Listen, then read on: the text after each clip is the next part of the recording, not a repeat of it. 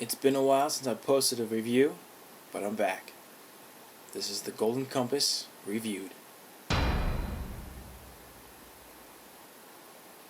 Going into this movie, I didn't really know much about it, but I knew that I wanted to see it because I knew just from the way that the film looked, it was enticing.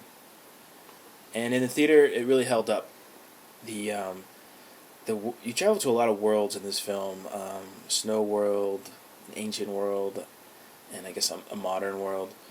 And it was really interesting to see this kind of new fantasy escapism film. It kind of reminded me of Harry Potter and a little bit of Pan's Labyrinth. The secret world of Pan's Labyrinth. The 20 minutes you see in that is really the entire movie in the Golden Compass.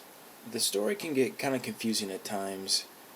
It's kind of a whirlwind with all these new characters and all these new places that you see, and because each character you meet has its own little companion or half self, and so there's a lot to take in. But it was really a fun ride because you don't really know where the story's going, you don't know who you're gonna meet, and you're just kind of just trying to stay on your feet while watching this movie, which is kind of fun. One thing that struck me is that this film's PG-13.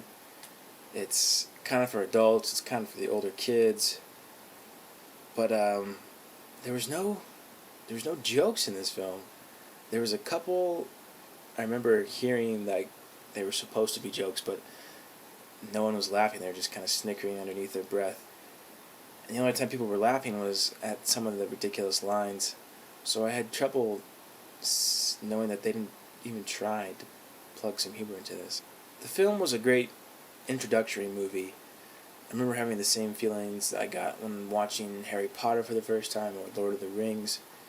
It was just this new, interesting world with new people and interesting places and buildings, and it was a fun experience. It visually looked great. It looked better than I expected, actually. But the story just couldn't hold me at the end, and I really don't see the trilogy going that far, and I will definitely not see the sequel or the third installment. And I would have a hard time recommending this to anyone that didn't really feel strongly about seeing it. So for this one, I'm gonna have to go with a B minus.